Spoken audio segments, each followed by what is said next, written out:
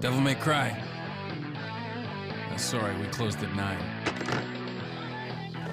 Again, no password. I can't seem to get any real business. Whoa, slow down, babe. Well, what do we have here? Nature calls? It's in the back.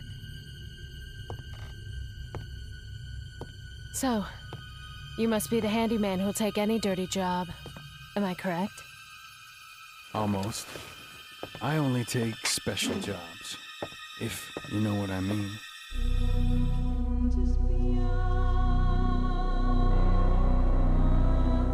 Hello and welcome to this week's episode of the Retrotopia podcast, where we are talking Devil May Cry for the PlayStation 2.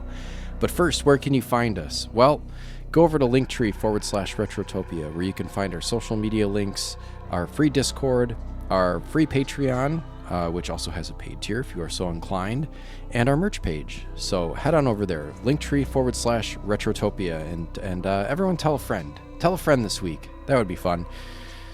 All right.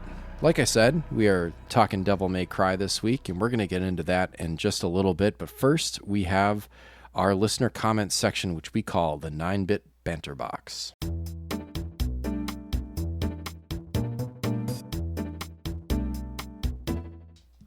All right. First comes from Brother Retro, who says, "Hey, Cheesehead." That's me. So being a dad of 3 and with work and a sports fan as you are, how on earth do you find the time to game for a podcast on top of having a podcast? I have 2 awesome kids, work a ton, and would love to have a podcast, but just feel that there's barely enough hours in a day to even game. Is it because I have a toddler? And any advice on time management? Dude, let me tell you, I often find that I am, in my brain at least, not as much writing down, but I will schedule out or just kind of set goals for myself, even in my leisure time, which sounds nuts. But, you know, like if I want to read a book or a book series or watch a show, I feel like I really have to put forth the effort to set time aside, parse out my relaxation time, to get through what I want to experience. As far as that goes, I mean, I don't really game much outside of for the show, and a lot of stuff, you know, if you're playing new stuff, I mean, we can make content out of that for you folks. But yeah, I don't really play games for myself as much anymore. But I would say in general, everything is an adjustment, and you just have to try to find consistency in whatever you're doing. I'd say, hold on, I gotta shut the door.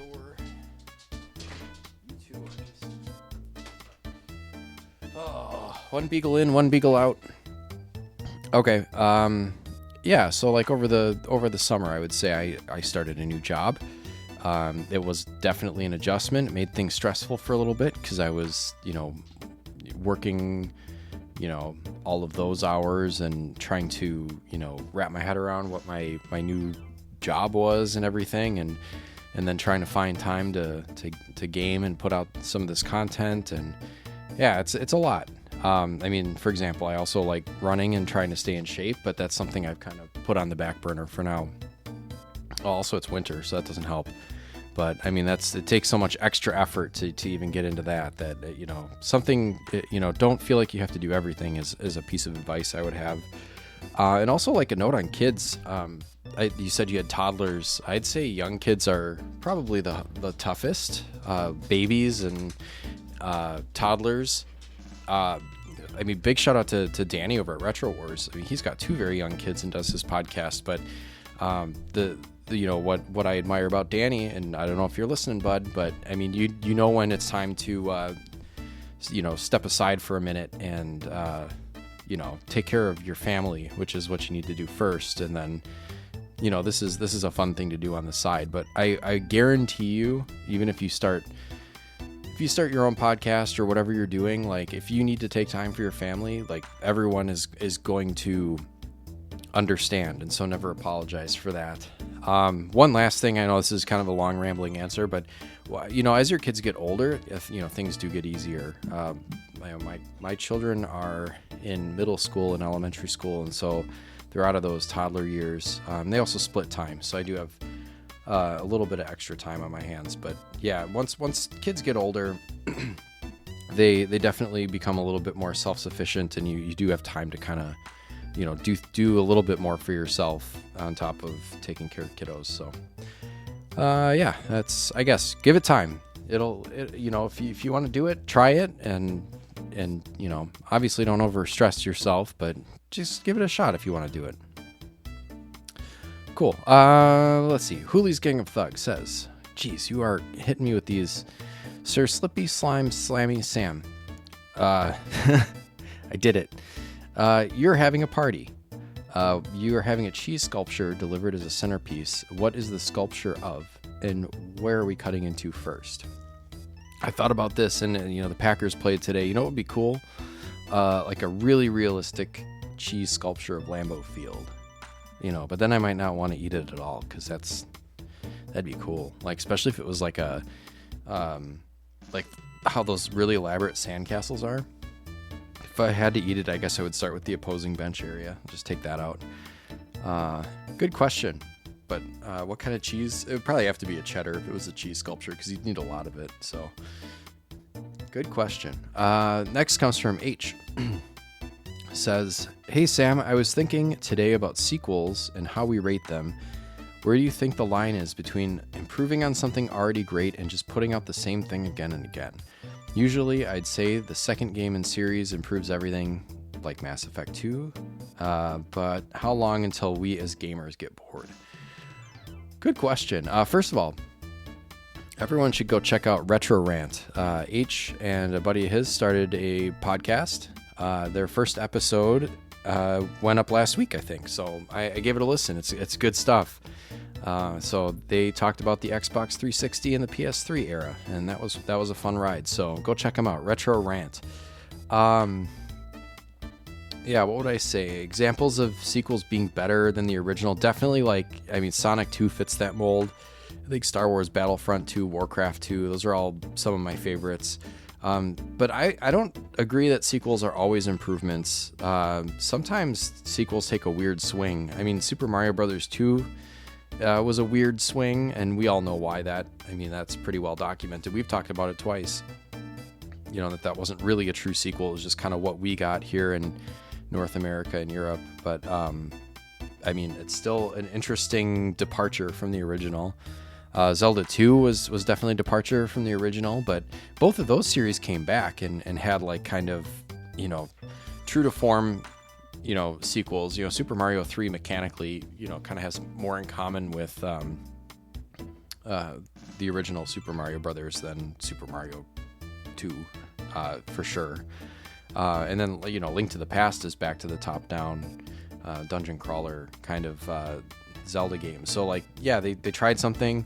It was different. It did or didn't work, and then they went back to form. So that's an interesting, example there. But, you know, and then now look at today. You know, you get these games that, like, sports games, Call of Duty, Assassin's Creed. I don't play any of those games, but there's, like, you know, annual or sometimes more than annual releases that are really, really formulaic. But, I mean, they make their money. So I guess that's what people want, but I don't understand how people aren't bored with, you know, the same, basically kind of like the same sports game with just updated rosters or, you know, paying full price for it and everything. You know, people are obviously doing it, but, you know, I'd almost rather play, not almost, I definitely would rather play a remaster of something than kind of a, you know, regurgitated sequel. So, you know, talking about the Pixel remasters, you know, there was a recent Soul Reaver remaster that looks good. You know, I'd rather just play the remixes. I could never get bored just playing old games. So, I don't know. I don't understand how gamers aren't bored with kind of what is the status quo of new games these days. I mean, there's some good ones out there, but there's also, like, for the most part, people just play the same shit. Oh, man. All right. Blue Yoshi 94 says, hey, Sam, what 2D mascot platformer would you like to see in 3D?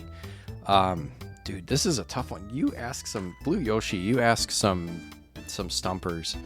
This is tough because I think most of the successful ones did go 3D. Even some of the lesser successful ones. I mean, you got Bubsy and Gex and I mean, it's really hard to think of one.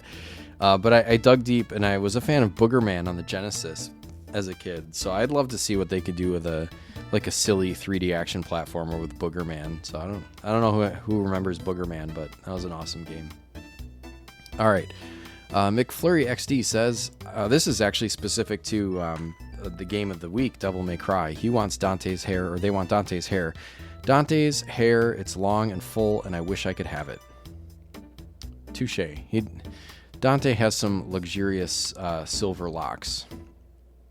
All right, the big deal says, I've run out of questions to ask you and just have in my notes to ask you about Superstore. I do love that show. Please pick a character from another show to be hired at Cloud9 for some extra holiday help. All right, this might be recency bias, but we've been watching Abbott Elementary over here at the Beagle's Nest, and they did a crossover with Sunny. And wouldn't Charlie be a fun addition to Cloud9 if they hired him? Although, we know that Charlie has never left Philadelphia, the state of Philadelphia. Or was it he's never been to Pittsburgh? And he's like, 2 cities in 1 state?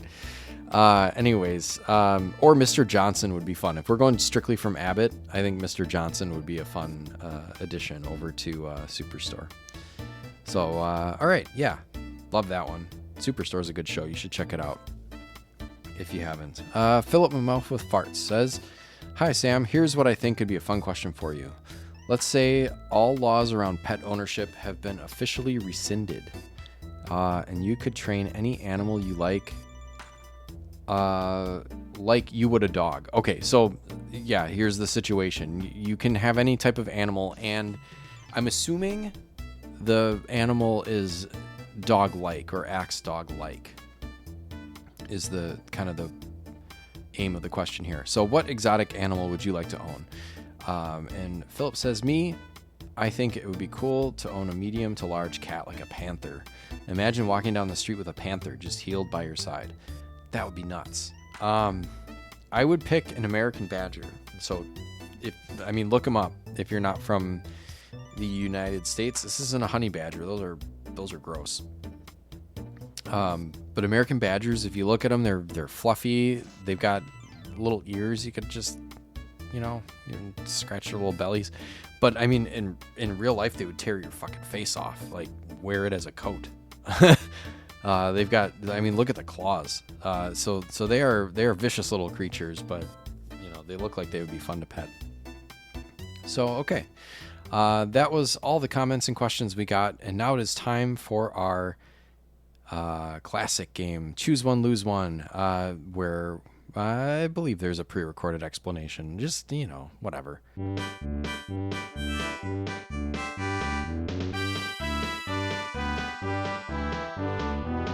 Ladies and gentlemen, roll up and choose your power-up from the game of the week. You pick a power, we pick a consequence. It's Choose One, Lose One, the game where everyone's a loser.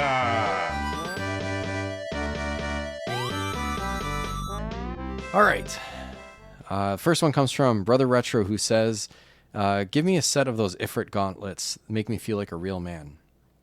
Well, Brother Retro, unfortunately, those Ifrit gauntlets are quite hot, and they burn your hands when you wear them. So good luck peeing, too. Hoolies Gang of Thugs says, I just want to be a demon hunter like Dante. The job title would be sweet. I hate to break it to you, Hooli, but that job has slowly been taken over by automation. So all the demon hunters these days are clankers. H says, I'll take Dante's fighting skills. No one's mugging me down a dark alley. Well, H, I'm sorry to say your camera angle is fucked. So if you're going down a dark alley, you're not going to be able to see in front of you, and you might get mugged anyway. Blue Yoshi 94 says, well, the devil cries in Cuphead, so I want to play Cuphead. All right, Blue Yoshi. Sorry, you can only play Devil May Cry, and it's not as fun as Cuphead. So now you're crying. That's your lose one. Let's see. Avendali says, I would love the ability to regenerate all my wounds in seconds. Do you think it would work to heal my 40-year-old aches and pains too? One can only hope. Oh, sorry. You know what? You can only heal to your current state. So you might get stabbed through with a big sword and heal that, but your back is just going to hurt a little bit still. Super fragile. Oh, God, I can't say that, even though I typed it. Supercalifragilisticexpialidocious says, this is easy. I would like to be able to use the devil trigger ability. All right. Well, sorry to say, the devil trigger, when you activate it, turns you into a naked demon. So you get arrested for indecent exposure. And now you can't come within 500 yards of a school or park.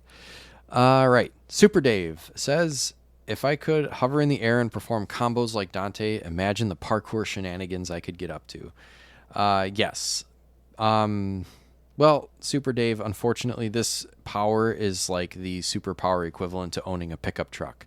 Everyone you know is going to bother you to do their work, like clean their gutters or get the cats out of trees, because you could just like jump and hover in the air and parkour off of stuff. So you're going to be doing a bunch of chores for a bunch of people. All right. Thanks, everyone, for playing. That was fun. All right. Some of those are challenge. Like, it's hard to find good drawbacks for all of those, but keep them coming. Those are fun. All right. Let's turn it over to Alan for this week's Gentleman's Interlude. All right. I'm Dante, Devil Hunter. Part-time smart mouth, full-time pain in the neck for anything with horns. Funny thing is, humans actually made a record of my first big job. The Mallet Island incident, through a company called Capcom, specifically the crew at Capcom Production Studio 4. They called themselves Team Little Devils, which I've always appreciated. They took my story, directed by Hideki Kamiya, and turned it into a game they released to the world back in 2001, August 23rd in Japan, October 17th in North America, and December 7th in Europe.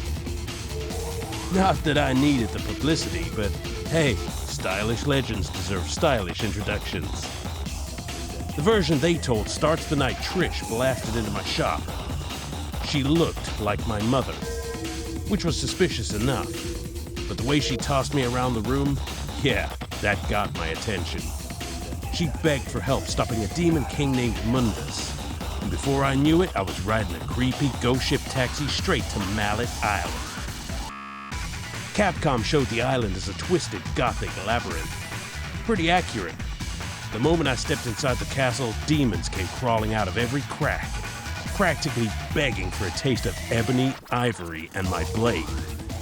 The humans loved showing off that stylish combat I'm famous for.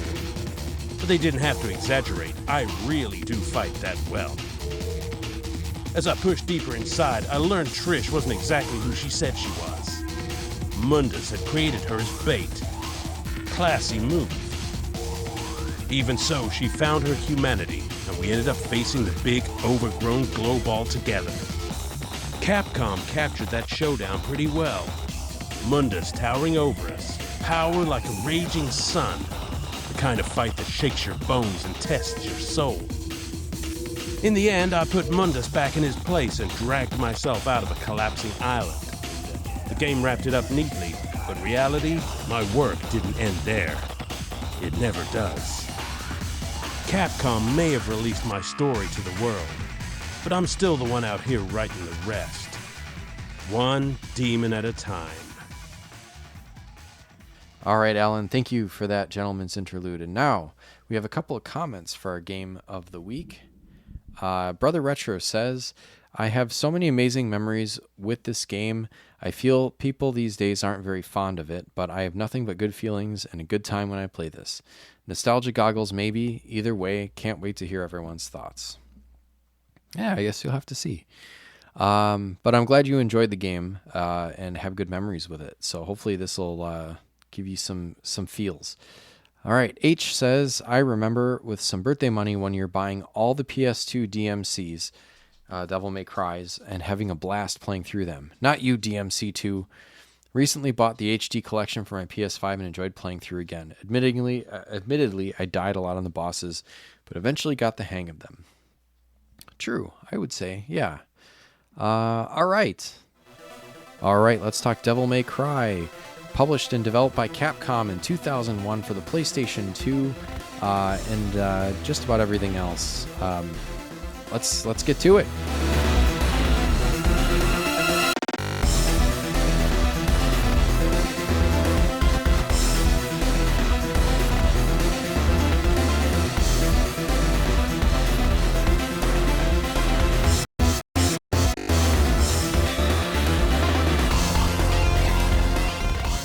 All right, here we are this week to talk Devil May Cry. I have with me Giant Demon, Brian, and my leather mommy, Alan. I couldn't think of anything. I kind of want to be the leather mummy now. No, you can't have it. That was me, okay? Like, Damn it. that's right. Oh, Giant Demon Brian and sexy hot leather mummy. I mean, it's true. It's accurate. I had no idea where he was going with it, but I liked where it ended up. How did you know what I'm wearing right now is what I want to know. Yeah, I have my ways. Oh, because you told us you're always wearing skin-tight leather. Yeah, That's true. It accentuates my physique. yeah. Nothing says comfortable fighting gear like a leather corset and a trench coat. God. Yep. All right, you guys ready to talk what was supposed to be Resident Evil 4? Was it really? Yes, it was. Oh, what was Yes. it? It was supposed to be. Oh, development-wise, I was like, Yeah, we but hadn't then- planned to cover then it Resident kinda Evil 4. Okay. No, but then it kind of strayed too far away during development or some shit, and the next thing you know, you end up with Devil May Cry, which is just basically emo Resident Evil. This would have sucked as a Resident Evil game. Like, I would not have enjoyed like this style of game unless they just kind of repurposed the game and turned it into something else. Like, I can't imagine a hack and slash Resident Evil, which I guess is just kind of technically what this is, right?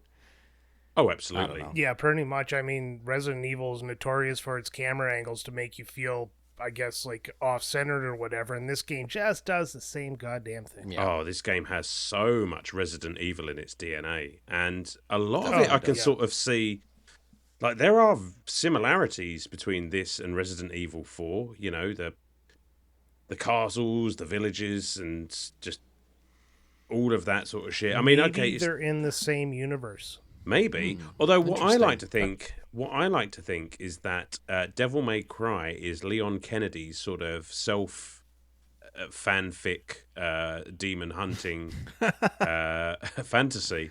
Because, you know, you look at Dante and it's just like, well, that's kind of just Leon Kennedy, right? I mean, the hair, the one-liners and all of that stuff, and it's just like you just like made up this whole situation in your head and self-inserted yourself in it, and that's what the game is. What if Devil May Cry is like a dream that Leon had when he took a nap and then he wakes up and it's actually Resident Evil 4? That's exactly What if Leon actually just writes a Resident Evil fan fiction and this is what he came up with? Yeah. Do you know what it is? That explains the woman and the sex aspect. Do you know what it is? Leon, at the start of Resident Evil 4, when he's asleep in the police car on the way to the big adventure in Resident Evil 4, this is what he's dreaming about beforehand. This is a what prequel. happens. Yep. This is what happens. Yeah. Let's go with that. Alan, I know Brian and I, this is the first time we've dabbled in this game. Did you play this when it came out, Alan? Very close to. Definitely sort of back in the PS2's heyday. I've played this, God, a bunch of times. It's kind of a game, it's one of those sort of brainless, kind of quick, because it's quite a short game, but it's just one of those when I couldn't think of anything else, but I'll just chuck on Devil May Cry for a few hours and just play through that again. It's just one of those. It doesn't really, I mean, you have to lock in, but it's not a game that you really need to think about. Like you said, it's kind of brainless hack and slash, and I just find that quite enjoyable. Yeah, nothing too cerebral in this one, but certainly one that I've played. You telling me that intro cutscene there where a woman busts in with a motorcycle isn't cerebral? It's definitely. I tell you what, until you've played Devil May Cry 3 and seen that opening cutscene, I mean, that makes this look tame. I'm telling you. Does it get even crazier? Because like she busts in with the motorcycle. The funny thing is like he's behind the desk and he says something stupid like, "Hey, don't you knock?" or something like Like someone didn't just drive a vehicle through your front door. It's all the one-liners. Absolutely. God. Yeah. That's probably the best part to this game for me is how campy the dialogue is throughout the whole game. Like, it has that we wanted to be serious, but we don't know how to feel to it. And it's just like Resident Evil. Yeah. Yeah. Like the first one. It's just so god-awful that it's good. I don't love it. And I don't know if it's intentional. Like, I mean, are you trying to? Oh, no, are you this trying is- to dial it up this is so like much that? Like, Yeah, this is like we can't afford actors, so we're just going to get these people who think they can act. Yeah, I mean, basically. they didn't have famous voice actors for like. We're not slandering like one of the greats, are we? No, no. Well, even then, like they should probably strike this off their resume because it's not going to get them any work. I'll dispute that because let's be honest, Devil May Cry kickstarted a franchise that is still going and still popular to this day, and it's Capcom. Like they have a long and storied history of B-movie action, you know, kind of wobbly voice acting, just everything, like that big old healthy dose of Stilton to go along with everything, and they lean into it. That's what I love about it so much. I mean, Resident Evil was a B-movie, and Devil May Cry is just basically let's just take all of the best demon stuff, a bit of Matrix, a bit of this, bit of that, and just dial it up. But the B movie really works in Resident Evil because horror movies are better when they're B movies. Where this is supposed to be like an awesome, like you said, the Matrix of video games you're playing. You got the gothic guy, the gothic setting. He can jump around, you got guns, you got swords, you got demons, shitty camera angles. And this should have been like their opus to greatness. Like, this is what Capcom can really do. But they just like they did what a lot of games did back then, is the tracks were, or like the audio tracks felt like they weren't really part of the cutscene you're watching. It was like playing two different things at once. It's like somebody, like they handed you a CD and said hit play when the little flash appears, and then you're holding your finger over the play button and it's slightly off and it just sounds terrible. This is like I this don't answers know the that I'd say it question. was terrible. Oh, wait, what wasn't terrible? The Alan likes, yeah. the syncing Alan's and the all voice. about the audio. Yeah. Oh, I'm all Well, about it it. was synced. It just feels disconnected from the scene you're watching, just because the emotions don't seem to really jive with the actions. Well, like, and- like Sam said, sitting behind the desk there, it's like, you should, don't you knock? And it's like, Well, no. Maybe No, it comes off cooler in the original. Like, obviously it's Capcom games, so this is like what we're getting is the English dub, which, you know, I mean, you could just get some actors off the street to just kind of phone in this dialogue with no context. You know, it's, you know, there's no reaction to it. You know, they're probably not too invested in making sure that this is awesome. I mean, I don't think voice acting video games at the time was like a high art. Well, I have a feeling that they didn't even get to see the game while they were cutting their lines out there. They were just standing in a booth. It's like, all right, say this like you're angry. Yeah. I'm so angry. Oh, I'm angry. That'll do. Let's move on to the next line. Yeah. Ask somebody if they knock. Do you knock? Do you knock? I think this game kind of answers the question, like, what if Matrix, but instead of computers, demons? Yeah, absolutely. It is all about... I mean, this game is unabashed in its focus on style over just about anything else. I mean, the game even ranks you on how well you're doing in fights, which is not something I've ever given a shit about. It's just, as long as I get through the game, I'm happy. But it is all about what combos you have, juggling demons in the air with you, just completely ridiculous physics-breaking bullshit. And again, I'm a big fan. Like, count me in. See, that wasn't the part that made me stop playing this game. Like, I obviously didn't finish it. I got into it till I felt like I had enough to talk about, but I'm going to go back. I'm going to have to say the entire thing that made me stop this game was the camera angles. Because when you had a good camera angle, you'd pass an invisible barrier. Next thing you know, the camera angle completely changes, so you go back a screen because the controls change with it. Then you kind of have to figure that out as you go along, and it I don't know. I didn't like it in Resident Evil. I don't like it in this. It's fine in a game like Resident Evil, where I think, well, I mean, we played the first Resident Evil earlier this year, and like by and large, the action in Resident Evil is very slow, and I didn't mind it as much because I had time to react. In this, like, this is a full-on, like, you're expected to do combat and react relatively quickly, and when the camera angles switch and flip like that, I got kind of fucked over a few times. It kind of pissed me off. Yeah, that is like, that's the biggest problem, is for the amount they want you to do in this game, it doesn't work as well as it could have if they had a floating camera that you could control with the right stick. Because this being a PS2 game, right stick camera control was already, out there because, Xbox and Halo and stuff like that popularized it. So that's would have made this game pop. It would have been a great 3D action platformer. And I'm pretty sure the future Devil May Cry's, at least the newer ones, have gone into that sort of system that instead of having the fixed camera angles. In fact, I think even Resident Evil's done that. But don't quote me because I've played neither.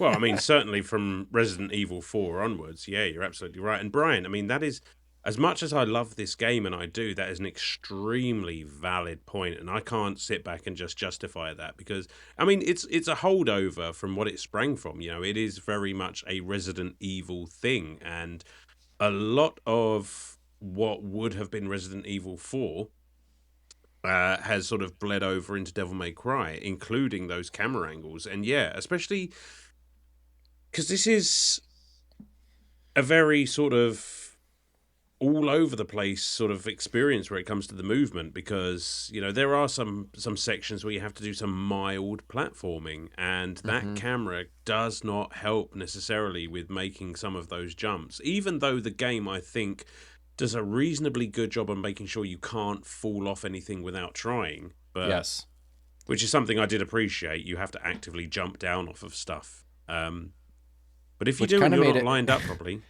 Yeah, it actually kind of made it harder when you have to like hop down off of something. It actually kind of was hard to do that in a way. Like, where I appreciated the fact that it made the platforming itself not difficult because it was kind of telegraphed. But also, if there was a hole that you had to jump down, I probably jumped over it like 8 times and then finally managed to jump down it. Yeah, absolutely. I did that myself just this playthrough. Yeah, there's very early in the game, there's a spot where you have to like jump up a hole in the floor and then jump back down the hole in the floor, and it was just like 5 minutes of just jumping over the hole before I could jump down it. I think a lot of that is down to the camera angles. But kind of going back into the graphics, I'm gonna praise it a little bit now, because I will say for a PS2 game, it actually does look quite nice. Like, they really nailed that gothic aesthetic. Yeah, it looks good. I mean, and they did use a good atmospheric lighting. Like they used a lot of like the shadows, the moonlight, and like all this dramatic contrast. It really sets the mood of the game. I think the character models look pretty good when they're. I mean, all cheesy voice acting aside, I think the character models themselves look good. Textures were really good, and I just little cutscenes, like the cutscenes kind of flowed pretty seamlessly from the gameplay and didn't look all that much different from how the game actually looked. Like, you couldn't tell like, oh, this is definitely a cutscene because it looks CG versus pixel. Mm-hmm. This was around the time that was becoming popularized. Like they wanted it to be completely seamless, unlike Final Fantasy VII there, where you can almost hear the disc turning up so that it can load a cutscene. Yeah. But yeah, I'm so glad they figured that shit out. Yeah. I mean, at no point does it sort of break immersion with that kind of stuff, because I think at all times this kind of makes you want to feel like you're playing a movie, and they've integrated that stuff really well. I'm really interested though. What did you guys play this on? I played it on PS5. PS3 through the PS2 disc. Okay. Because I played it on Switch, and I think they've done a lot to sharpen up the graphics, because having played it on PS2, I do remember like a certain amount of motion blur, a certain amount of Oh yeah. Oh, that wasn't motion blur. That was the PS2 trying to keep the loading speed up. maybe the game was extraordinarily dark. I do think they've brightened it up for some of these later editions here, but I think back in the day they did a lot to sort of hide a few sins. That's with the true. visuals. Oh yeah, I mean, you got to do that. I should put a caveat in there that I played I guess on the PS3 there was an HD collection of the first 3, and that's available to stream on PS Plus right now. So that's how I played it. Oh, was it? I mean, I didn't actually have to boot up the PS3 for this. Fuck. Nope. Well, there but we go, yeah, though. actually that's way better, more comfortable PS5 controller. And I'll God actually damn. shout that out. That was a really nice way to play this game. Just game streaming as far as your PS Plus subscription. I know Xbox Live, or not Xbox Live, Game Pass has game streaming, and I mean no complaints. It worked pretty well. I think this is the first game that I've actually streamed all the way through this way. Nice. I have never So, tried I don't that. know. Kind of an aside, but yeah, I mean it worked out. Yeah, what else? I mean graphics. Going back into gameplay though, like this game, I've not played this before, but it kind of gave me some God of War vibes a little bit, in that Yes. it was trying to do the thing where you are in a castle waking your way through and having to do some mild puzzle solving. And I say mild, it is very mild puzzle solving. It usually ends up being like, oh, there's a clue somewhere, well there's a item that you need to get somewhere down the line that fits into this thing that triggers this reaction kind of thing. So I say that with like an asterisk, like kind of gave me God of War vibes, but God of War does all of this better. I don't know. Yeah, I haven't played God of War yet. So, I can't argue with that. I mean, I did think about God of War actually when I was playing it this time around, and it is very, a certain amount of backtracking here and there, like you say, grabbing items, which again is another Resident Evil thing. Get this egg and stick it in this door, and you can progress. And it's just like, okay, well, who the fuck designed this castle? Never mind. But yeah, sort of minus the quick time events. There are a lot of similarities.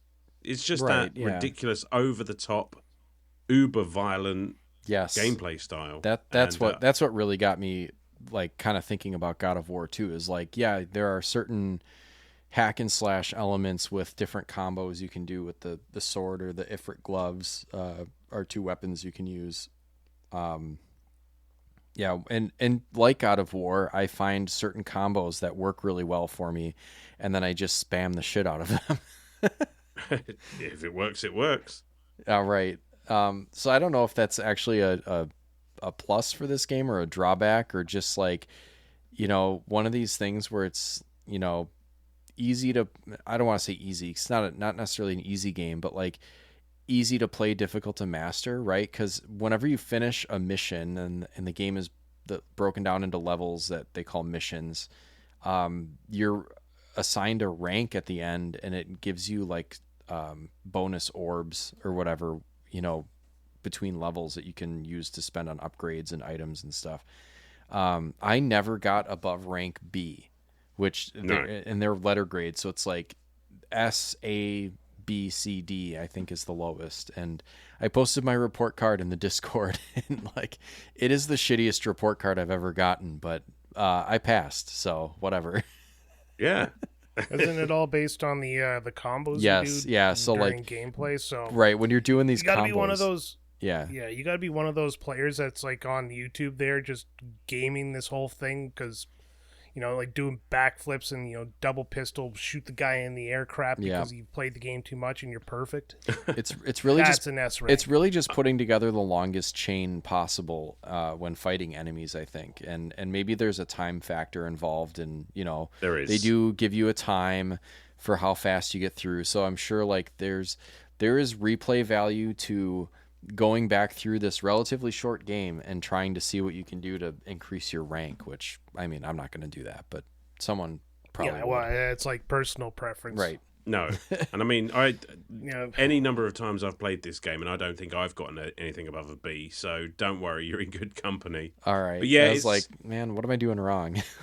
nothing because it's I not. ain't It's telling you my scores. It's not just the combos. You know, it is time. It is the amount of orbs that you collect. It's the amount of damage you take. I think it's all of these things rolled into one. So you really need to be like playing this game as well as you can, as quickly as you can, and as completely as you can. And it's just like, well, I'm just here for a good time, not a long time. So Right. It's one of those things where the game is set up for. I appreciate this. I don't know if this is necessarily the intent behind it, but I mean, you can play it like us and just, get the story, fight some challenging bosses, finish the game, or you can be someone who strives for perfection and really tries to hone your skill at the game and try to get, as, full S tier, all the way through, max everything out.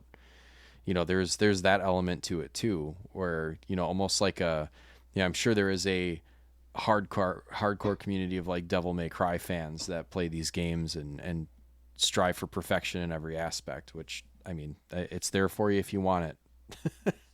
yeah.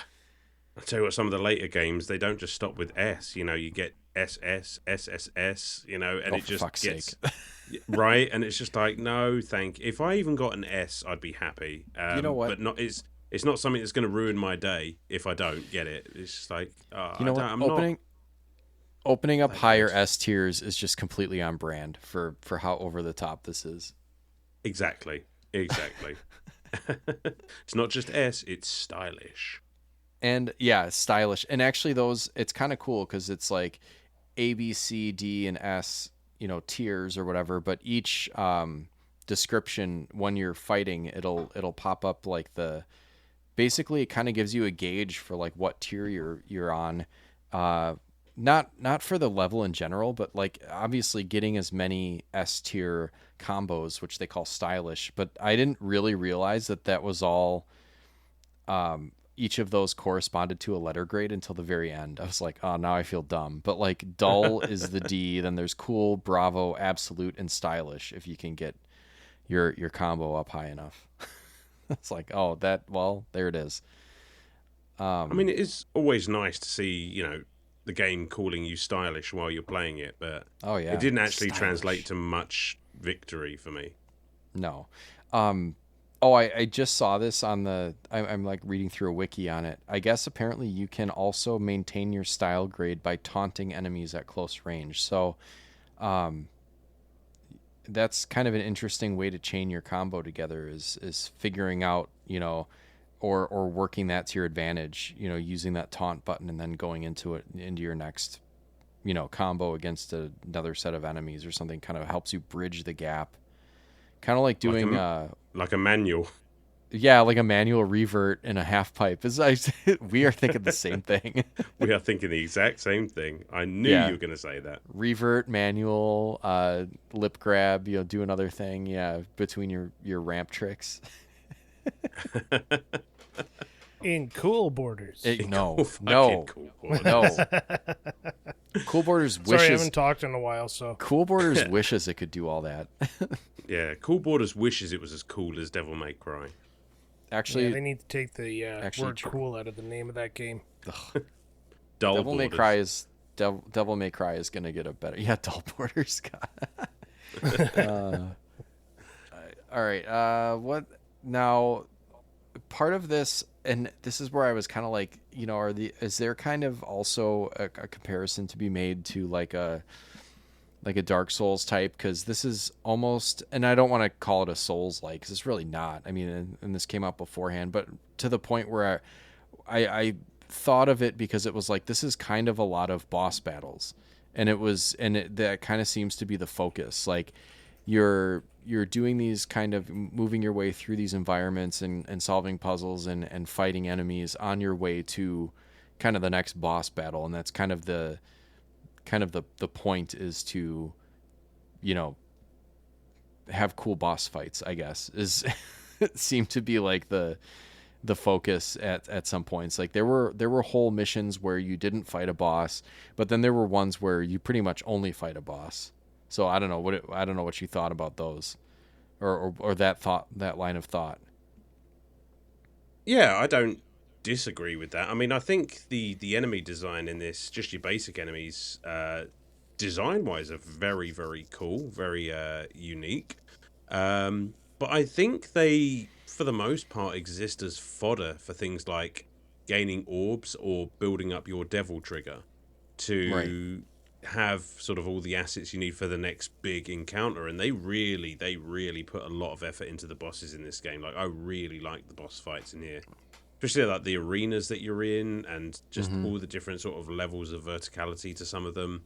And yeah, it's just like, I mean, it's not maybe the main focus, but it's certainly a big part of the game.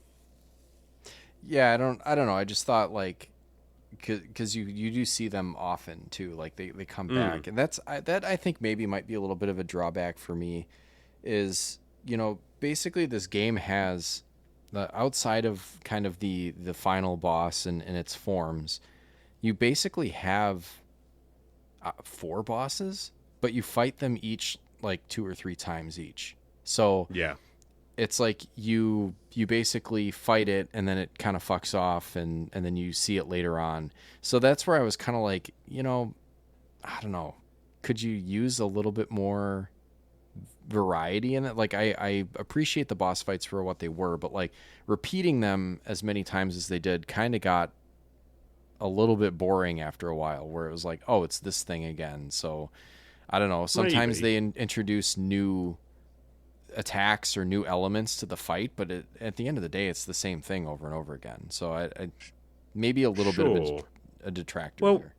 Brian, I mean, do you think that's like an asset thing, or like, because No, it's a storytelling thing. It's. I mean, it could be like space, but we're talking about a DVD at this point, and games that were clocking in around 3 gigabytes, so they probably have plenty of room to do it. It's just, I don't know. It's storytelling. You have a boss that comes back, like his twin brother there that shows up. You fight him 4 times, 3 times. You fight the lava spider a couple of times, the griffin, and and everyone's based around a mission, right? So they're kind of the boss of the mission. So it just basically storytelling, in my opinion. Yeah, I guess, yeah. Yeah, I suppose that makes sense. When I think about it that way, I don't mind it as much. But it's right, though, because, I mean, they are very, very cool to look at, and it's just like, I would like to have seen maybe a few more, like, given how well they did on the ones that are there. And, you know, I'm not taking away from the bosses that you fight in this game, because, you know, they are brilliant. I'm always a big fan of big demons that look absolutely nothing like human beings. Like, you've got your spider, you've got your griffin. I enjoy when demons like that chat shit. You know, it's just like they've got human voices, and they're willing to give back a bit of banter as well. And, you know, I don't know, there's something about that. Just the humanization almost, to an extent, of these massive hulking monsters. And it's just like, oh, shit, I can actually have a conversation with you guys. I mean, that's kind of cool. Yeah. I know, it just gives them a bit more character. Yeah. Right. I don't know, like, outside of Lava Spider, none of them really jumped out at me personally. But then again, I'm going to be a naysayer for most of this episode, because this isn't my type of game, and I just kind of went into it with a bad attitude, and I'm coming out of it with one. It did not change my mind. No. And I guess, like, boss-wise, I will say, first off, I think I played this.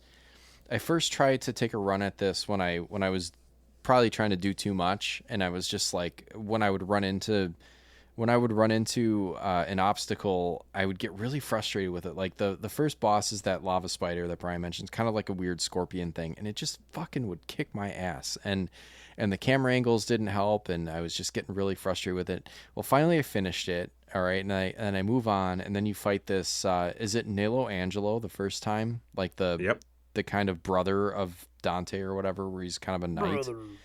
And that guy was just like, the bosses, like, you have to, bosses and enemies both will just, like, I mean, once the battle starts, right? You watch either a cutscene or you come into a level. If it's coming in hot, like you're right into the middle of a battle, they don't wait. Like they'll fucking cheap shot you for a good quarter or third of your health, like immediately. And that's what kind of like pissed me off right away. It was just like, come on, like like a split second after this cutscene ends, and already I'm like jabbed through for, you know, a significant portion of my health, and I got to just kind of like work my way through this, you know, that doesn't help. So there are very frustrating elements if you're not kind of prepared to try a few times, like through and even have to like reload a save file and replay aspects or like bits of it to get to this boss fight where the first run through, I was pretty pissed off, and I was right where Brian was, where I was like ready to put this down and be like, I don't know if I can do this. And then this past week, I was like, all right, I'm going to start it again. Let's see what I can do. I'll try to kind of learn the ins and outs of the game. And I had a better time with it, but yeah, I can see where like, it's definitely got some frustrating elements to it that are, I think there are cheap elements to the gameplay. I won't even argue that. I mean, I actually agree. You know, my love for the series aside, yeah, and that's not even just for boss fights. You know, any new enemy that is introduced via some form of cutscene, you know, they will come out swinging the second you're handed control back. You'd better be ready to move, because this game does not hang around. But again, I mean, I think that's kind of a way of forcing this emphasis on combos and style and what have you, because if this game wants you to play it so you're building up combos and being ranked and whatnot, then you have to be like in the fight immediately, right? Yeah. Otherwise, you know, that whole combo system just doesn't work. So the game swarms you a lot, and you really have to be paying attention. But otherwise, just I don't think it would be what the game was designed to be, if that makes sense, which is a really frantic and fast-paced hack and slash. Yeah, it kind of needs that element of like, you better be ready to go, because once this scene changes and you've got control back, it's your fair game. Yeah.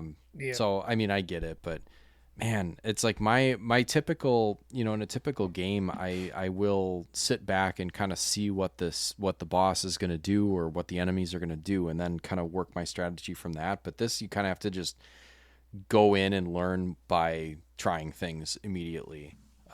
Which is kind of a deviation from other games like Mega Man by Capcom that really relies on patterns and giving you a chance to sit there and see what's going on before you formulate your plan of attack. No, this game was kind of like, here's your dick, here's my foot. Yeah. Kick you right in the dick. You're absolutely right. You know, because you are up against these bosses, and it doesn't matter where you are. Like, you think, okay, I'll hang back and watch what he's doing. No. Okay, they've got a long range attack that's instantly going to fuck you over. Okay, well, I've obviously got to get in close. Okay, well, they obviously now you're in range for another type of attack. So it really forces you to kind of learn on the fly, and it kind of ties into what you said earlier on, Sam, about the replayability, because, you know, this game is encouraging you to go back and try again and again and again and try and get these higher scores. And well, it's almost like an arcade in that sense, you know, just keep trying and keep getting higher scores. And none of these missions are particularly long. So even if you game over and have to start again from your last save, I mean, I think the longest mission that I had in this was maybe, 20 minutes? And some of them were as short as like 2 or 3 minutes.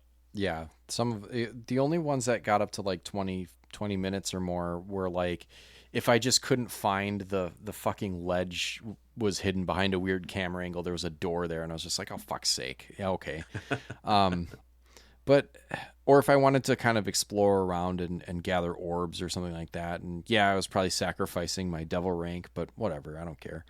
I had something on the tip of my brain, and I completely forgot. I don't know. It's gone now. I don't know. Oh, Yeah. see, if I don't say it right away, it just flushes. The cutscene shifted back to Sam, and he was not ready. Oh, that's what I was gonna say. Like just to go back real quick to how quickly the game expects you to react. It's like someone's counting down from 3 and starting to punch you on 2. Like 3, 2, 1, but they've already got their fist cocked back and are gonna punch you. So it's like that's kind of how it goes. That's true, actually, because as we've mentioned, the cutscenes are fairly indistinguishable from gameplay. So you have no idea. There is no tell about when that cutscene's going to end. Yes, exactly. It's just unless you've seen it before and you're trying again, and it's like, here's another positive that I will say. Yes, there are some cutscenes with some dialogue before most of the boss battles. They let you skip them by pressing the start button, and I cannot thank them enough for that, because for as many times as like I would get to a new boss and just kind of die and have to try again, I really appreciated being able to at least speed through those parts where there were cutscenes. Even if I had to replay sections of the level, I knew that there were things that I could kind of zoom through. Yeah, that's fair. Like I'd have to watch the fucking griffin fly and shoot lightning bolts and shit. I could just, and the final boss was kind of a dick too. So I really had to try a few times, over and over again to get through that. But they let you skip through this pretty prolonged cutscene. I mean, any boss that has multiple stages to its boss fight, if you can skip, because there's always some faff between stages, right? And like, if I can skip that, fair fucking play to you. Because, especially, that Nello Angelo gave me some trouble this time around. I'm not sure why. I think I'm just rusty. And I did have like a little bit of trouble with the final boss. So, it took me a couple of attempts. And, it's just, come on, let's just get me back into the fight. I know what I'm doing now. Let's do this thing. I had a definite strategy for boss fights that I developed as I kind of learned some of the combos. And that's another thing, is this game doesn't really tell you what the combos are. It doesn't pop anything up on the screen when you learn a new one. You have to go into the menus and kind of figure it out. Like I just didn't understand the control scheme, and that is maybe well, here's the problem: is I played it on the you would have the manual. Yeah, you would have read the manual on the shitter if you had the PS2 version. Well, exactly, but also like this is the HD collection, so there was no, unless I missed it. There didn't appear to be like any digital manual or anything. So really, like, I mean, I'm playing this, streaming it off PS Plus. Like, you have to go into the menus and find your combos. So like, there was a combo that I got very, very fond of with the main sword, which was like square. No. There was a I can't even remember what it was called, but it was basically just like this long thrust attack. And there were two long thrust. Long thrust. And there were 2 stages of it, so I upgraded it to its like second stage so that it had more range to it. But I pretty much didn't do anything else. So you would hit the right L or the R1 button and then press the forward in the direction that Dante is facing, and then triangle, which is your sword swing. And he would just like repeatedly, like if I were just jamming the triangle button, he would just thrust. Sounds sexual. Thrust. But basically that's all I would do and then obviously you have your we haven't talked about it yet, but there's the Devil Trigger, which is kind of a powered up mode, which also while you're in Devil Trigger and doing damage, you're gaining some health back, which helps. Yeah. Oh, so yeah. That's how I beat most of like Nello Angelo for sure, because that fucker will block, especially like he gets stronger by the 3rd or 4th time you fight him. He's blocking most of the time. And I found a good pattern where I would use that thrust attack, and then once he starts blocking where I'm not doing any damage, then I just move out of that kind of, I just take my finger off the shoulder button and then I just start swinging, and it'll kind of back his sword off, and then I just start using that thrust attack because it did a fair amount of damage. There was a point where like I was like, why? How come I can't have an A or an S tier? Because I kind of kicked his ass. Like, there's one fight that was supposed to be particularly hard right before you kind of finish him off for good. It's like I kind of handed him his ass. Like I deserve some credit for that. And then it was I'll give like you credit for devil. Yeah, it was like Hunter rank C. I was like, go fuck yourself. Now, I don't know if this game does it. I know that later games in the series do it, that you will stop getting credit if you're using the same move. But I don't know if it applies to this one. That must be happening behind the scenes, because I was thinking about that. Like, there must be a way to like vary up your combos and do like, basically they programmed in a way to make it so that you are rewarded for doing as cool of shit as possible. Yeah, let's say if you're spamming the same move, it becomes a sort of case of diminishing returns, which... Yeah. All right, I guess, but, you know, if it got you through the fight, then they can go fuck themselves. It sure got the job done. Exactly. And the same thing, I did the same thing against, gosh, there was this, like, kind of blobby thing. There was a name for it. It was like... Nightmare. Nightmare, yeah. God, that thing sucked. But it was like, yeah, it's got this like kind of orb that appears, and I finally figured out a way to jump on top of it, hit the devil trigger, and then just like go to town with this whatever this thrust move was, and I just would like kick the shit out of this orb and do a significant amount of damage when it was out. I was like, okay, well this boss is considered to be one of the more difficult ones in the game, and I held my own. I was like, you know what, I'm going to pat myself on the back for this. And also sound effect wise, when you hit that glass orb when it comes out, it makes a really satisfying kind of clashing sound. Yeah, that shattering noise that you know you're doing damage at that point. Yeah, it's like, oh, yes. Yeah, I don't know. I don't have much else aside from like, do we want to talk final boss a little bit? Like, I mean, this is much else to say. I mean, this is a short game. Talking for 20 minutes. Well, I know, but like, this is a short game, so It is. We've really covered most of it. I mean, you have your sword, you have your we didn't really talk weapons, but like you've got your cool double pistols, you've got a shotgun. Flying enemies suck ass. I hate them. I don't know. Really.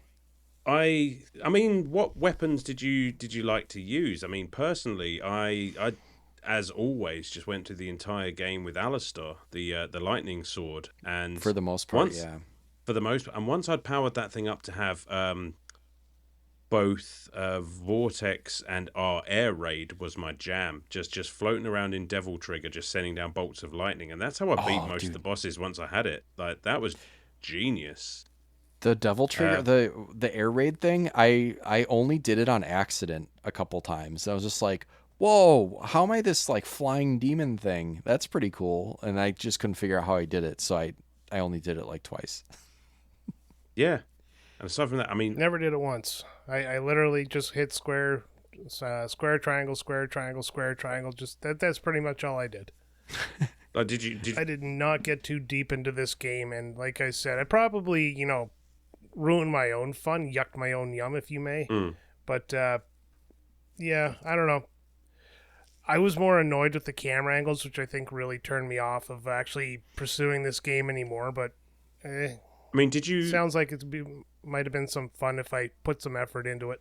I mean, I don't know how far through that you got. I mean, did you have any experience? Was there any particular weapon that you enjoyed using, or whatever square and triangle was hooked up to? Because I didn't change anything. Oh, fair enough. You might not have gotten to the point where you got the Ifrit gloves. Because I'm not a fan of them. I don't think I did. It's kind of like a slow kung fu type. I mean, not even kung fu. It's just slow punches and kicks. Yeah, I mean, great if you can use them, but I'm not a fan. Like, and you know what I'm figuring out the more that we do this podcast, and I don't know if you guys are the same, but it seems like I'm always erring towards the lightning. So we've talked about this a few times now about what skills and what abilities that we've used, and it's always lightning. I love some lightning. What was the the same most with recent BioShock. game where I was just like, yeah, BioShock, that was the one. Yeah. I always used that lightning thing, the thing where you jump off the hook, and lightning's the best, man. Give me some of that sweet Raiden shit, Just let me cool down lightning on my foes, and I'm a happy man. even Dragon Quest 3, I was like, once my hero learned Kazap and I could just like clear a whole screen with a lightning bolt, I was like, yeah, I'm good. This is my favorite spell. Other than that, I mean, guns-wise, I was always using Ebony and Ivory because Yep. twin pistols are just fun. Unless there were some of those scissor reapers around, because the shotgun works wonders on those things. And I learned that way too late, and I was like, I should have been just like cranking these things with the shotgun the entire time. Because just like 2 shots each with the shotgun, it's like, I don't even care that I'm not getting any sort of combo points for this. I just want these things dead. Yeah. Absolutely. Oh, and I hate that you kill them, and then when they die, they throw their scissors in the air, and it can also hit you. That's true. Yeah, one last fuck you before those the end. Things. I mean, we haven't really touched on story at all, and I know like it's a Capcom game, like how much story is there, but I actually really enjoy the story and the kind of mythos behind this game, which. Obviously, they go into far more detail in later games, like especially number 3, which is a prequel to the entire series. So really fleshes things like out. Dragon Quest, the Dragon Quest of the Dragon Quest of hack and slash. Absolutely. But what did you guys think, such as it was, of the story? I need to have you. Awful. I need to have you explain it to me. 10 out of 10. No, I want to hear I want to hear Brian's justification right there. Yeah. Okay. Well, since I've been kind of sitting back here because I really don't have a lot to add with all the talk about the actual gameplay and stuff like that. I don't know. I fell asleep for a minute there, but the story starts off so stupid, and I'm just like, this is great, because I love when the story is just over the top, and it's still in the era where they weren't really great at animating characters. Like, they didn't do motion capture and stuff like that, so they just tried to make the characters look right when they moved around, and this game does it like almost perfectly bad, that is. So yeah, it all starts out with this beautiful shot of the Devil May Cry Detective Agency, or Devil Fighting Agency, or whatever the hell it is, and Dante sitting behind the desk after they show all the trophies he has on the wall, and Trish, Susan comes in, and she just busts through with the friggin' motorcycle and then stabs him, and it's just like, there's no lead up to this. She's just walking towards this building and has a motorcycle now. And yeah, so he gets up, of course, he's like, I'm actually the devil's son, and it gets worse from there, and I'm just like, I'm on board. This part of the game got me excited to start. And then from there, story-wise, from far as I got, and I actually watched the YouTube clip just to get all the story down, because I was really invested in that much, but it was just like the plot twist at the end where, Trish is, and yes, this is going to be a huge spoiler, Trish is made by Mundus to go lure Dante there, because Mundus wants to kill Dante, because Dante's the only person who can kill Mundus, even though Dante didn't really know Mundus was back alive until Trish came and found him, right? So it's like, this is a stupid plot twist, because had he not done this, well, Dante would have never been there. Mm-hmm. And then Nello is his twin brother or something like that. Another great plot twist. And it's all about jealousy, and it's just like, it makes no sense. He's just there. It's like, I hate you, brother, but you wouldn't be here if it wasn't for Mundus or some crap. Anyways, yeah, the story is just terrible. I love it. It is nuts. And did I mishear it, or at the end, I think Trish sacrifices herself for Dante, but then Dante also sacrifices himself for Trish. Does he call her mommy? Or like, probably mother or something? It's like, oh, mommy. But the way he said it was just like so fucking weird sounding. Like the voice acting and the final scene, like if you don't play this game or you're not interested in it, just do yourself a favor and watch some of the last cutscenes because the voice acting is so fucking dumb. I So love this it. is what happens when you don't show the video of what you want the actor Yes. to portray, and you just have them read off a script with cues of like, you're angry, oh, you miss your mom. Yeah. Yeah. You know, it just it's I this is the way games are meant to be made. I Yes. love the story, and I will debate, because Dante's appearance on the island. Okay, so his father was a legendary general in hell, the Dark Knight Sparta, who had a sudden and unpredictable change of heart and decided to thwart Mundus's plans to take over the world, sealing him away seemingly forever. And the whole reason that Dante's been lured to the island is because the blood of Sparta sealed him there. He needs the blood of a Sparta to free him. So it kind of makes sense Like from that Nilo. point of view. What? I got nothing. Yeah, he literally has Dante's twin brother. I got but he needs nothing. Dante. I got nothing. You've just blindsided me, you son of a bitch. Brian is flexing his storytelling class muscles. Fucking I A. got you with this. This is why Dante was there. They need his blood because it's the blood of his father. It's like, yeah, but plot hole.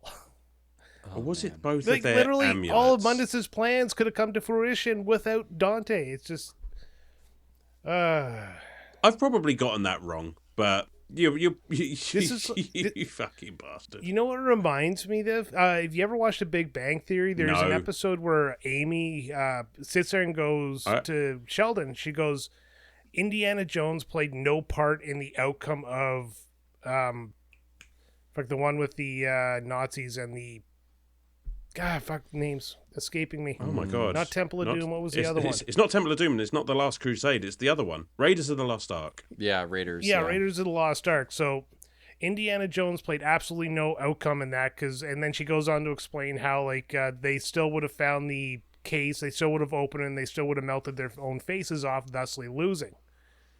And it was just like one of those, well, fuck. Yeah, moments. it is a well established sort of. Yeah, so your explanation of Dante's reason to be on the island is literally, that's what that reminded me of. Well, somebody write in and tell me how I'm wrong and how Brian's wrong, and settle this whole thing. I don't know. Maybe it's something to do with the amulets that both of them had. He needed both of them to open the gate to the underworld so that he could come back. There you go. Oh, Fuck you, Brian. that's true. That is true. He had the. If it was the amulets, those- why not just get Trish to sleep with Dante and steal the amulet? She looks like his mom. You gain them as you go through the castle. And apparently that's not a problem because in the end of it, they end up together. Yeah, don't and they? and he's like, mother. Ugh."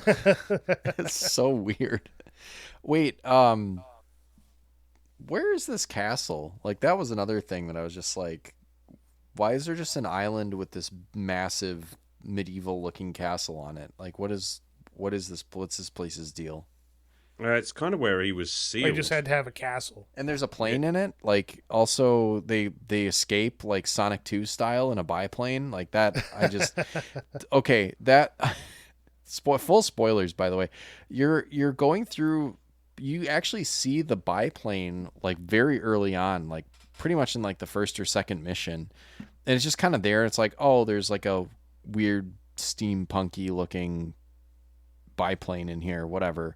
And then at the end, it's like you get trapped. You have to fight this kind of final last gasp boss. You get this really cool power that you can fire with your pistols and kind of set piece end the game. And then this plane just crashes through the ceiling, and that's how they escape. I'm like, what the fuck? How did like the chances of any tunnel being on the other side of the wall that leads directly Exactly, to that outside too. of the island is absolute bullshit. But I love this whole Chekhov's plane situation because it's there right from the off. Plane. And Yes.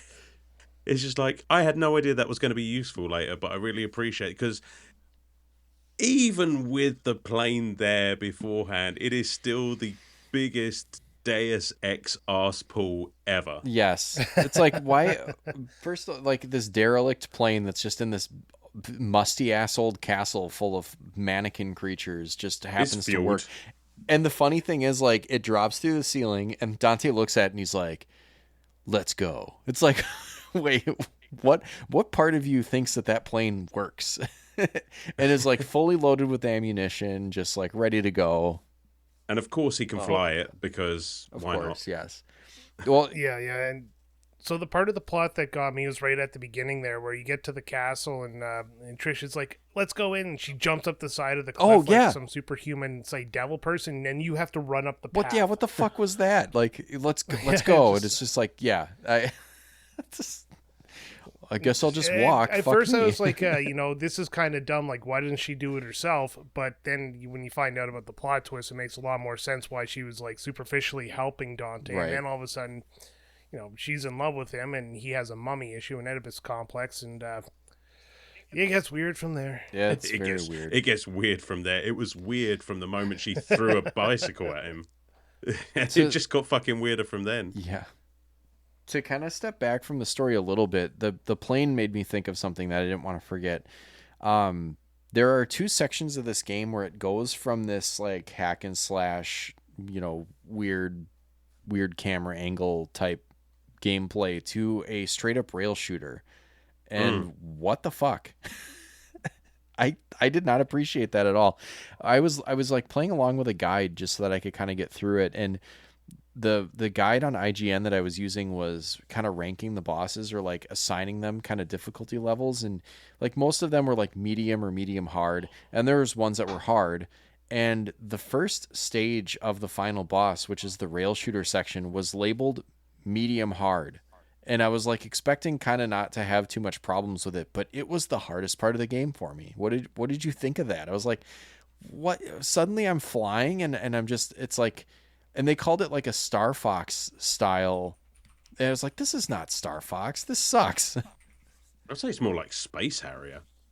Yeah, it's more like that. Yeah. And it's really like, as long as you keep moving, I guess you're okay. But also it's a catch-22, because if you're moving, you can't hit the targets that you need to hit. Yeah, because you need to build up your devil trigger before you can pull off that massive fucking dragon attack. Yes, and that was helpful. So here was my strategy is, I think I bought enough. I happened to be able to buy enough of those purple stars that would refill your devil trigger. Yes. And then I just got close enough to it. I hit the devil trigger, ran it through, and then I just did it like 2 or 3 times. And I just would immediately, when I was done, I would fire up the menu. I would use another one of those stars, and then I would just hit the devil trigger. I was like, fuck this. If I can cheese this, I'm doing it.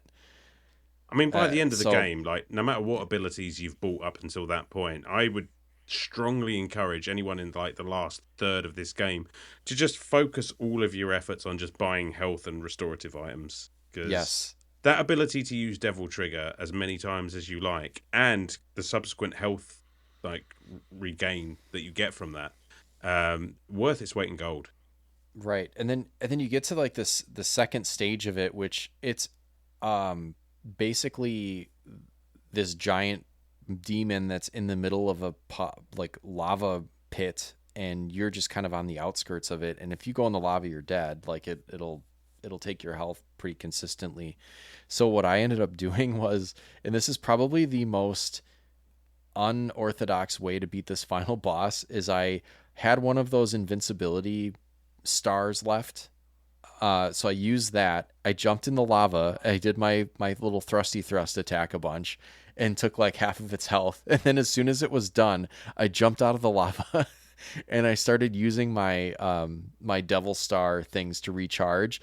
And then I found that if I planted in place and used the guns had like a special like fire charge. So I was using my devil trigger and firing like fireballs at the boss. And I think I had to use a vital star once, which that's an item that you can only carry one of, and it will replenish all of your health. So between the devil trigger little stars, the invincibility star, and then the like vitalization star, I was just doing that. I guess this is how I'm finishing the game. The invincibility star I used, the throwing fireballs at him I used. I have never ever once considered like getting up in his face and just throwing hands with the guy. Yes, that is definitely a technique you used there. And you know what? I am so inspired that the next time I play this, and I will, I'm going to give that a go. That sounds like give it a lots try. of fun. You have to use that. It's like a gold star, isn't it? Like yeah, that's the one. Whatever you have to use it. You jump in. The thrusting doesn't work. I was just using I did it once and then I started just slashing with the sword and it ended up working. I don't know how, but yeah, because you're not using Alistair at that point. You've got the actual Sparta sword at that point, so the moveset's probably different. Yes. Yeah. That is such a good and I'm only just realizing now that the invincibility star is a gold star. Yes. So that's the thing. That's another item that I think you can only carry one of, and there are only a couple of them in the game. So I'm happy that I had one at the end. I think you can buy them, but they're not cheap. No, they're very expensive. Yeah, but it's like once you buy it, you can only hold one in your inventory at a time. Mm-hmm. Yeah, otherwise it'd be far too easy.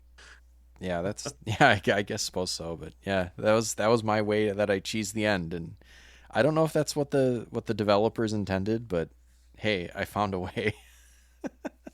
I love it. There's the right way, there's the wrong way, and then there's the Sam way. Right. That's exactly it. What else is there to talk about? Music is good. It's atmospheric. It does the job. I thought it was. And then creepy when you get into battles, there's Matrix stuff. Yeah, it kind of gets a bit more industrial, and I always appreciate that stuff. But again, that's just on brand for this kind of game, isn't it? It's just spooky when it needs to be, techno industrial rave when you're beating up demons. Lovely. Yeah, there it is. Anything else to? I mean, I think we've just about covered it. Should we score this thing? I reckon. Let's do it. Let's start with Brian. What did you think, Brian? Fuck, I knew that was coming up. Okay. I'll go last. All right, so I'm going to get over the things I didn't really enjoy about the games, and which is obviously the camera. The camera being in a fixed position was absolutely not what this game needed. This game needed the ability to move the camera around in some capacity so that you could, be more comfortable when you're running around. It didn't need the Resident Evil style camera. Understanding that this was a Resident Evil kind of prototype before it became Devil May Cry, you kind of understand why everything looks like Resident Evil in it. Even when you walk up to stuff, it has that Resident Evil style way of explaining the text, and then you look at it closer, and then you find the thing. And it's like almost like a text-based game with pictures in it. It's just, it takes too long for my liking, but it's not a game-breaking thing. I didn't dive deep enough into it to really get to know the weapons and stuff like that. I think I only got to I only really remember the lava spider, so it's about as far as I got into it. That's why I haven't really been jumping in here that much, because I'm obviously the opinion of the guy who doesn't like this type of game, and that I'm going to try not to allow it to affect my opinion of it, because I know it's a very popular game, so I don't know what else to say about it. This is obviously not going to be as controversial as Sam was hoping it was going to be, but the campy dialogue, the really phoned it in story, basically, a kid telling his mom a story about what happened on the playground, and he keeps oh yeah, and then Johnny did this, and yeah, and then Johnny did that, and and then yeah, it works really well, because if I'm playing a game like this, I do kind of want the campiness of it. It just kind of enhances it. I don't know, the fighting system, I wasn't really getting along with the fighting system as well. The Resident Evil motif that this game has, it wasn't jiving with the fighting system, especially when you're fighting an enemy and you jump and you hit a hole in the ceiling or something, and the camera changes and you come back down and you're disoriented again because the camera's that much of a different position. I don't know. Definitely not going to give this game a 0, because that's unfair to the game, unfair to the series, and unfair to, me not playing very far into it. So I'm probably going to give it about a 6 out of 10 because I'm so lukewarm on this game that I don't even feel bad that I didn't push that far into it. Like, normally, if I don't finish a game for the show, I get kind of that little bit of failure guilt. But this one, I'm just like, I probably never would have. Like, I could have sat through it, and it also didn't come at a good time because I got addicted to Power Wash Simulator 2, and that was really occupying my brain. And, I mean, things that make Power Wash Simulator 2 better, like you can control the camera, way better shooting, you can go into the prone position, it's just way better. Let's talk Power Wash Simulator 2. I was just going to say, is this turning into a review of Power Wash Simulator? Yeah, pretty much. Hey, I tell you what, parts of the Anyways, environment could have used a power wash in this game. Oh, yeah, big time. Oh, yeah, probably. You know what's funny? I'm pretty sure like they could turn this castle into a Power Wash Simulator level, and I'd be all for it. Camera angles and all. There you That'd go. actually be kind of But fun. Capcom, if you're listening. But yeah, but I'm just gonna give it a score there because I really don't honestly care enough to describe why I'm giving it a score. It's gonna be a 6.5 out of 10. It's better than that average game. It's not as good as some of the games you guys have mentioned, like God of War. I'm actually excited to play because I feel like that could be a lot of fun. Oh, we'll cover that game. Yeah. Oh yeah, we're gonna definitely looking forward cover to that game. And there's other games like this. And then I'll say the one thing about this game is it did not turn me off of the series. That is one thing, because I have a feeling that future games might have fixed that camera problem and made this game better. Interesting. And if they didn't, if Devil May Cry 2 didn't fix it, then, well, fuck the rest of the series. Let's put it that way. Oh, boy. Go to hell. Go to hell in the Yeah, I've heard Devil May Cry 2 is actually not very good. Okay, maybe Devil May Cry 3. Oh. Tell me which one's the good one, and I'll play that. 3 is a masterpiece. There you go. All right. Can you control your camera in 3? I can't remember. Although what I do, You know what? I do remember about Devil May Cry 3 is that there were 2 versions that were released: the original release and the special edition. And the special edition was released, as far as I can remember, because the original was far too fucking difficult. So they brought the difficulty down a bit. Okay, Jesus. well, I'm going to look up a YouTube video of Devil May Cry 3 while one of you does your scoring. At least watch the intro. I'm telling you. Devil May Cry 3's No, intro is like- spectacular. If the camera angles and stuff is good, yeah, it looks like it's a over-the-shoulder camera angle at this point. That's what this game needs. Yeah, a true third-person like action-adventure game. This would have been, Yeah. I would say. This game would have been probably really good if it had that third-person over-the-shoulder camera angle. Yeah. But I'm done. 6.5 out of 10. That's- Sam, you can... That's surprising. All right, Alan. I'll go last. Alan, you go ahead. All right. Now, very early on when we started playing this game, Sam, the first thing you said when we started playing this game, do you remember what it was you said? I know I didn't like it. You said... Or I did that like it. I liked it, and then I hated it. You said that this, and I quote, was an Alan-ass game. Oh, that's right. Yeah. And you're absolutely right. This kind of game is directly up my alley. I mean, I love almost everything about this game. The cheesiness, the atmosphere, the sound, even the combat. I know, it's kind of basic when you compare it to what the series would become. I mean, the focus on combos gets a lot heavier as you go along. I mean, I've played almost all of them. I still haven't got around to 5 yet, which I'm really excited to play at some point. It's just, the schedule. You know how it is. But Devil May Cry 1, for a game that literally is a spin-off from Resident Evil as far as development goes, I think a lot of the things that we bemoan about this game are probably because, let's face it, this was not Capcom's primary focus at the time. I can imagine a big slice of development teams and development time were going into Resident Evil 4. This was a shot in the dark that they decided, you know what, this kind of works, let's see what we can do with this. And it has spawned like a hell of a franchise. I mean, maybe not to the level of Resident Evil, but there's a Netflix series, there's a ton of games, there's all sorts going on with this. And I think it's just because of how playable and how kind of tongue-in-cheek and action-oriented that this game kind of takes itself. You know, Dante is a hell of a protagonist. You know, I think he's what sells the entire game. Just that shit-eating smile, you know, I'm better than everyone else. But at the same time, you know, he does show certain vulnerabilities later on in the game that kind of gives a nice juxtaposition there. He's just like, yeah, you know, it's the early 2000s. Of course, we've got a character who's half human and half demon because, you know, that's kind of a big thing. The half and half thing was kind of a big thing back then. It is, as you say, kind of the Matrix, but with demons and all of that shit, guns that never run out and massive swords, and it is just pure 2000s edge, and I love it for that. I agree with the camera angles and all of that stuff. I'm not going to argue with any of that because, again, it's improved upon, but I don't think they knew what to do with it at the time. You know, they were still very much in the Resident Evil mindset.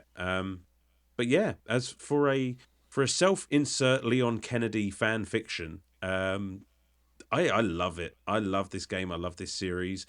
I'm fully aware that this game is probably only about a 7 or a 7.5, but I'm going to give it an 8 because nostalgia is a hell of a drug, and I am never having a bad time when I go back and play this. Nice, well put.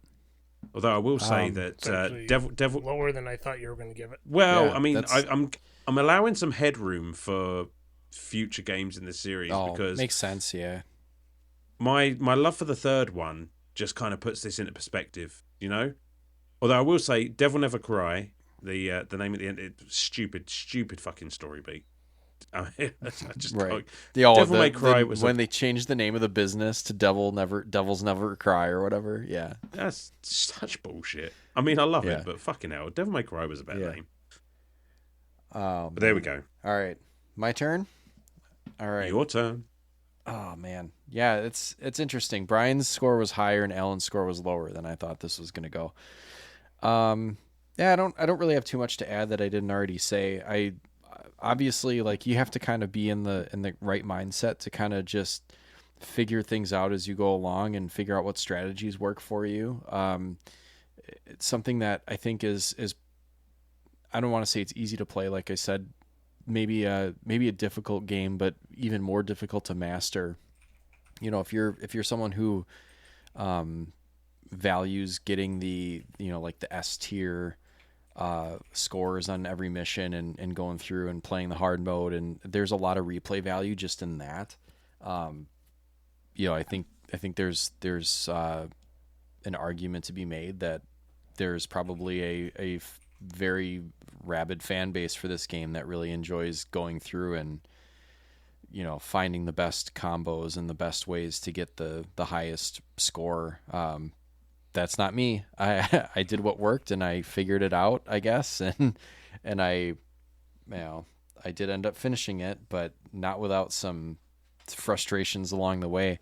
Yeah, camera angle, tough, but I guess it makes sense when you learn that this was, you know, at least initially developed as an entry in the Resident Evil series. It really explains a lot. Do I think it could have been better as an over-the-shoulder, you know, true third-person 3D action game? Absolutely. You know, when you're fighting these bosses that, you know, are in a corner of your screen and you're trying to account for them, and then you slip past the kind of the plane that flips the camera angle and then flips it back. It really makes things difficult.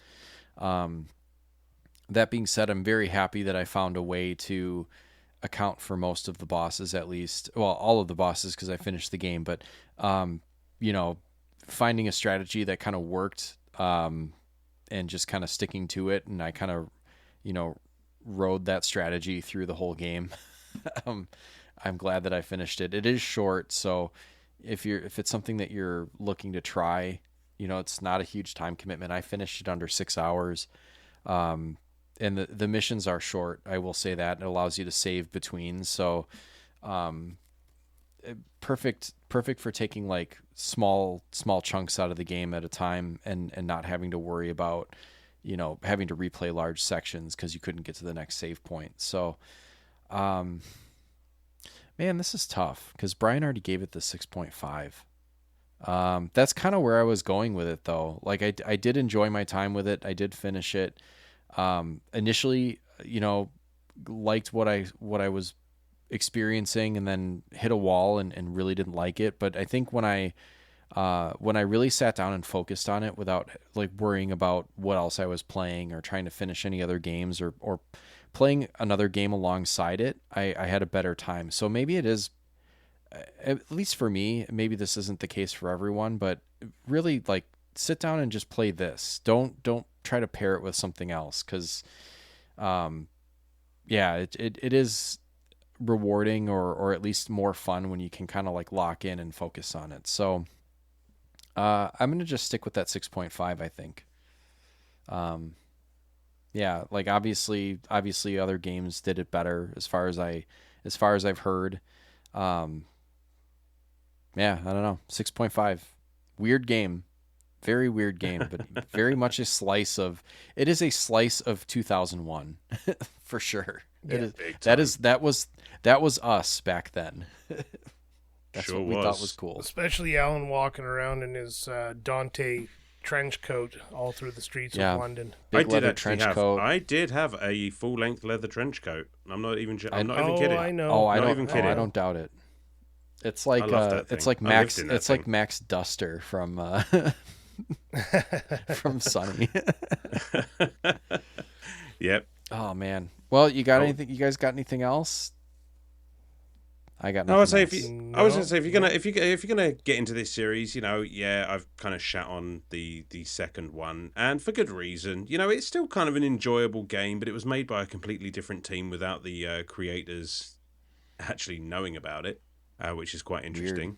But I can highly recommend number 3. I was watching a clip online, and there was a girl who threw up a whole bunch of magazines for her gun, and then just sat there and did like gun fu to get all these magazines to land into the appropriate gun at the appropriate time, and in such a stupid way. And it was just like, I couldn't believe it. Like it was so dumb. So I'm actually interested to play it now. Yeah, it's kind of There over you the go. top shit. So dumb, it's But fun. but it doesn't have the over the shoulder camera like I thought it did for the one scene I looked at. But as I was watching more, it's probably improved, but it still looks the same as what this did. Yeah. Well, it'll be a while till we get another one. That's it. Until next time, devils never cry.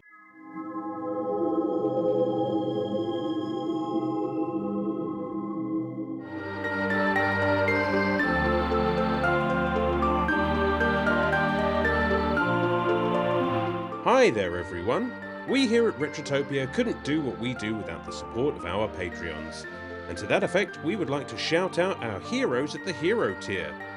So a huge Retrotopia thank you from all of the hosts here to Andrew Wright, Wildcard, Unbuckled Cape, Makeshift Money, Sergeant Ombre, Randy Berridge, BCOS19, J Nasty 15, Chris Kaplane, Jack Datchler, Sir Busts-a-Lot, Big Kid 782, Super Dave, Big Brown Dog, Stud Still Smash, Fallen Snow Kiku, Radmac, Calin Hygus, Old Man Gamer, Raging Demon, Radioactive Hooli, Blue Shell Discharge, The Big Deal, Dylan Jacobson, Game Genius, H, Brother Retro, Shane's World, Ovindally, Brian Spritzer. So thanks as always for your support, guys. It truly means the world to us and means we can keep doing this little thing that we love so much. Game on.